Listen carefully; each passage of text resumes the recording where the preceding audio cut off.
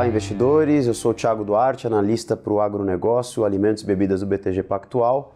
Estou aqui com o Felipe Vicchiato, que é o CFO da São Martinho. Felipe, conta um pouquinho para a gente da São Martinho. Bom, São Martinho é uma empresa de açúcar e etanol.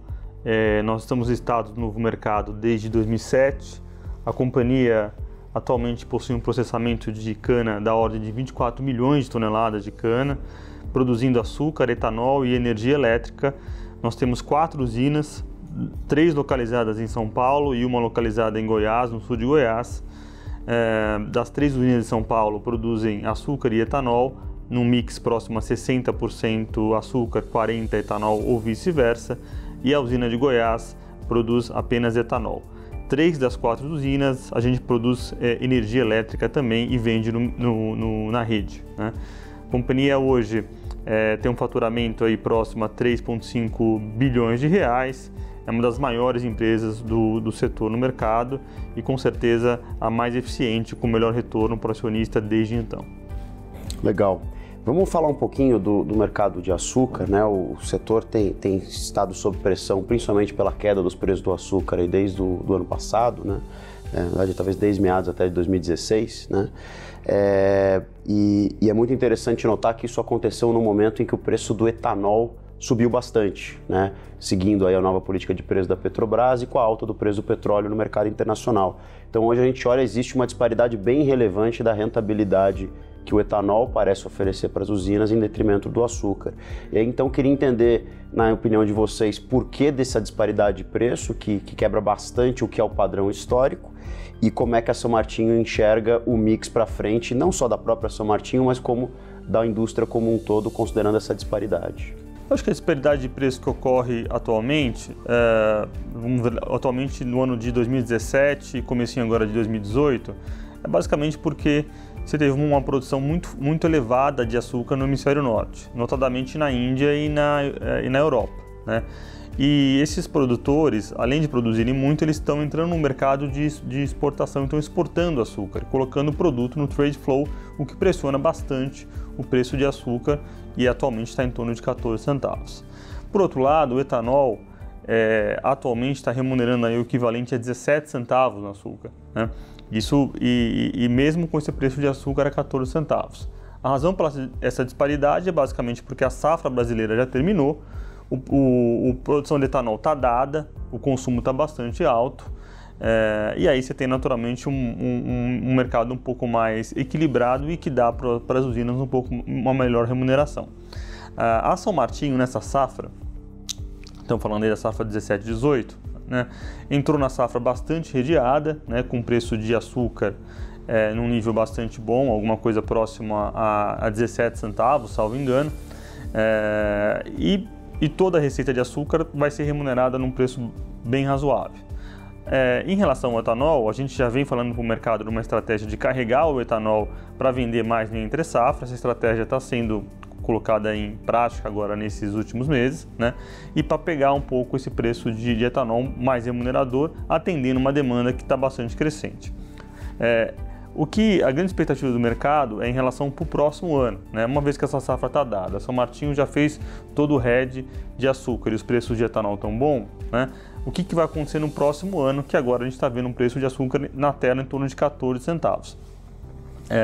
O que a gente fala é que provavelmente a São Martinho deve estar mudando o mix para etanol, né? Como eu falei, eu tenho hoje 3 usinas em São Paulo que tem um mix de 40% açúcar e 60% etanol ou vice-versa. Eu devo estar indo para o meu mix máximo de açúcar, de etanol na próxima safra, e eu tenho uma usina que só produz etanol. De modo que quando olhar o mix do Grupo São Martinho, a gente vai ficar mais ou menos com 65% da produção de etanol e o restante da produção de açúcar, sendo que a gente já evoluiu bastante no hedge de açúcar para a próxima safra. A gente colocou esse número no São Martinho Day e já está divulgado para o mercado. Metade da exposição ao preço de açúcar para a próxima safra já está fixada ao nível de 16 centavos, né? Então a gente vai ter uma safra um pouco mais difícil do ponto de vista de preço de açúcar, né, para essa parte não redeada, mas provavelmente um preço muito mais saudável na média do etanol. Se vocês olharem até dezembro e fizer uma média de preços realizados na Esalq de etanol hidratado e anidro vis-à-vis o ano anterior, né, ano contra ano, safra 16-17 contra a safra 17-18, vocês vão perceber que o preço do etanol está menor para a usina do que na safra 16-17. A razão para isso principal foi por conta do aumento de imposto de PIS e COFINS que ocorreu, né? E quando você olha a remuneração da usina, a remuneração da usina está menor. A melhora vai ser observada realmente no último trimestre, é onde o preço deu o spike, e a São Martinho estava preparada para aproveitar esses preços com o volume de estoque de etanol que a gente vem carregando e comunicando para o mercado desde então, né? Então, etanol, você tem que ter capital de giro suficiente para estar carregando e tem que ter tancagem, né, armazenagem estática. E a São Martinho tem os dois componentes para conseguir aí melhorar a rentabilidade do business. Muito bom. E a história do etanol, né, Felipe, ela passa aí por uma década que foi uma década muito próspera, né, que foi a década que entrou com a tecnologia flex no mercado brasileiro. Passamos aí esses últimos quase também 10 anos, também um período de estagnação da indústria, e recentemente veio lá de Brasília notícias interessantes do lado da regulação por conta do programa RenovaBio, né, que é um programa que nos parece um programa bastante inteligente, né, com proposta de médio e longo prazo para descarbonizar a cadeia de combustíveis do Brasil em cima do etanol e de outros biocombustíveis. O programa já se tornou lei, como todo mundo sabe, e agora está esperando a regulação. Então eu queria ouvir a opinião de vocês aí do que vocês imaginam ser o potencial desse programa para voltar a deslanchar o etanol aí como um combustível que também volta a crescer em termos de consumo e de produção também, que também estancou, né? Perfeito. Na verdade, esse programa virou lei, foi sancionado pelo Michel Temer há aproximadamente 30 dias atrás. O ano de 2018 e 2019 vão ser 2 anos de fase de regulamentação do programa, detalhamento em si do programa e da auditoria das usinas para verificar o quanto de CBIO cada usina pode emitir. Então, na verdade, em linhas gerais, o programa diz o seguinte: o produtor de etanol, a partir de 2020, então começa a entrar receita na usina, né? A partir de 2020 que você tem o CBIO, né?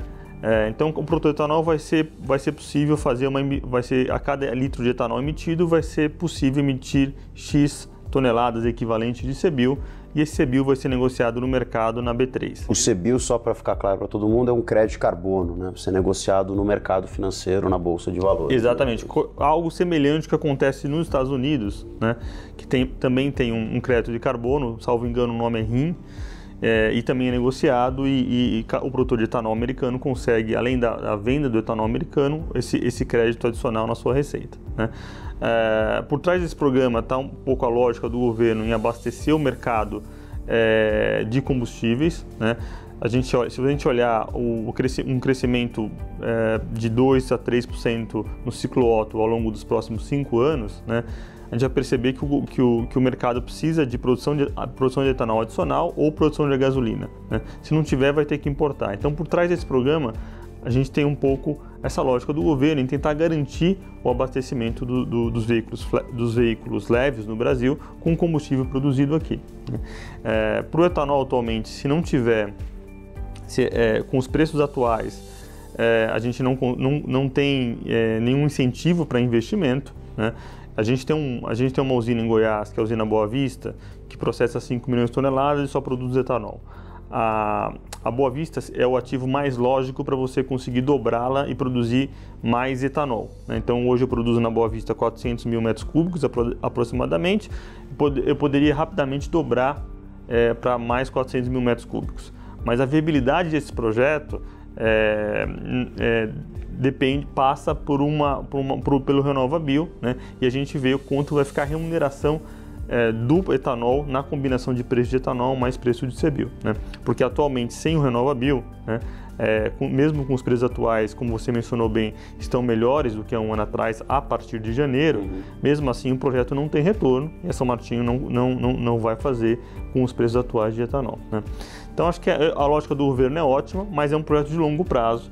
O detalhamento da lei é bastante importante, principalmente nesses próximos 6 meses, onde vai ser definido a meta de descarbonização da matriz. Se for uma meta pouco agressiva ou muito tímida, né, o que vai acontecer é que em 2020 o CBIO não vai valer muito, né, e não vai incentivar os agentes econômicos como que vão para investir na produção de etanol e efetivamente aí o efeito desse programa ele acaba não sendo tão relevante, né?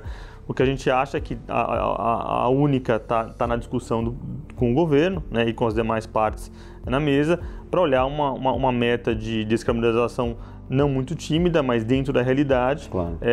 Para efetivamente você ter uma remuneração adequada do CBIO e incentivar os agentes econômicos, no caso as usinas, a fazerem os investimentos e produzirem etanol quando efetivamente a meta da descarbonização for colocada em place, né?